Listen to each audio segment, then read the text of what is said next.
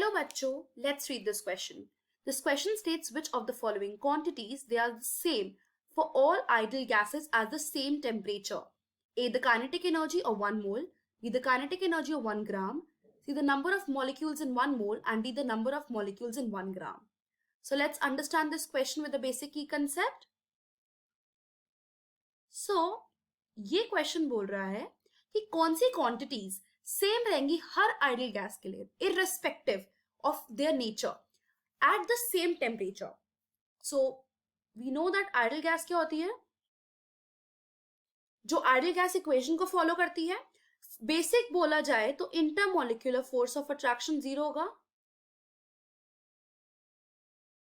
सो अगर intermolecular force of attraction 0 है, वो आइडियल गैस है, वो आइडियल लॉस फॉलो कर रही है, वो आइडियल गैस इक्वेशन फॉलो कर रही है.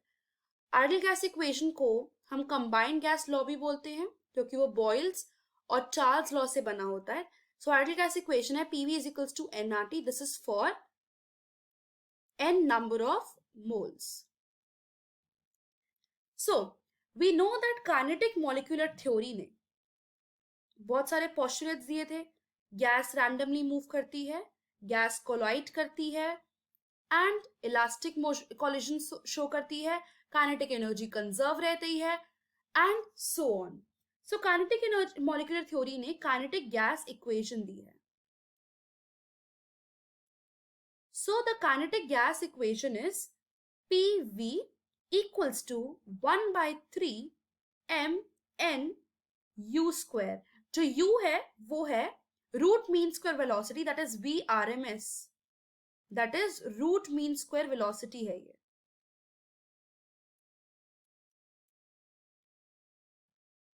u स्क्वायर, ठीक है, इसका मतलब VRMS का स्क्वायर है. m क्या है, n है नंबर ऑफ मोल्स, m है मास, PV प्रेशर एंड वॉल्यूम. सो यहां से हमने निकाला था, डिराइव किया था the average kinetic energy of gas molecule, जो क्या आई थी 3/2 kBT. यहां पे kB है बोल्ट्जमैन कांस्टेंट, जिसकी वैल्यू होती है R/NA, that is number of molecules. So इसकी वैल्यू क्या हो जाएगी 3/2 R/NAT. यहां पे Na की वैल्यू होगी 6.022 into 10 to the power 23. Number of molecules are there. So यहां से हम निकाल सकते हैं कि एवरेज काइनेटिक एनर्जी R और Na कांस्टेंट है. We know that R and number of molecules they are constant. So average kinetic energy किसके प्रोपोर्शनल आई, टेम्परेचर के. So average kinetic energy of any molecule, it is directly proportional to its absolute temperature irrespective of the nature. कोई भी nature हो सकता है, but ये formula हमेशा valid रहेगा कि वो एब्सोल्यूट टेम्परेचर के हमेशा प्रोपोर्शनल रहेगी काइनेटिक एनर्जी. और ये काइनेटिक मॉलिक्यूल थ्योरी का एक असम्पशन भी है, ये वाली रिलेशनशिप. सो फर्स्ट ऑप्शन कह रहा है कि kinetic energy of 1 mole.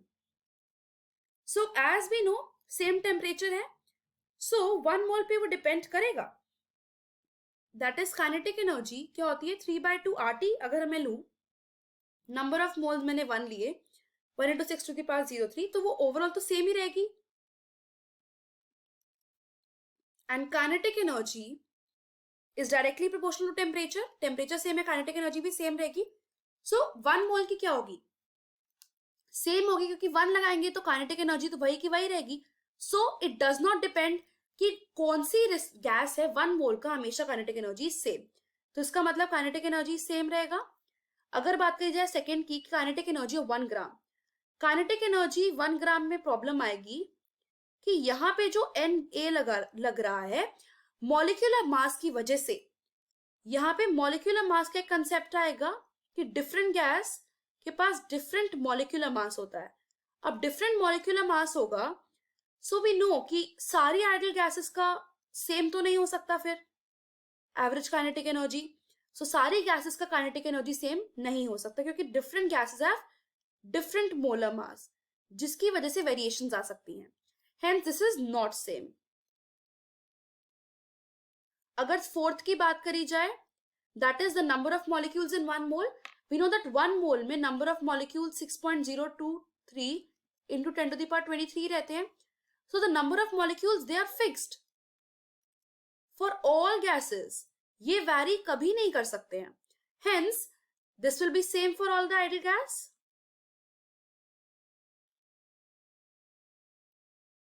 Now last it says that number of molecules in 1 gram. Again यहाँ पे molecular mass का concept आएगा कि different gases are different mass, जिसकी वजह से it will not same for all ideal gases. Hence the one which are same for all the ideal gases at the same temperature, they are first, that is the kinetic energy of 1 mole, and option number C. I hope you understood it well. Best of luck.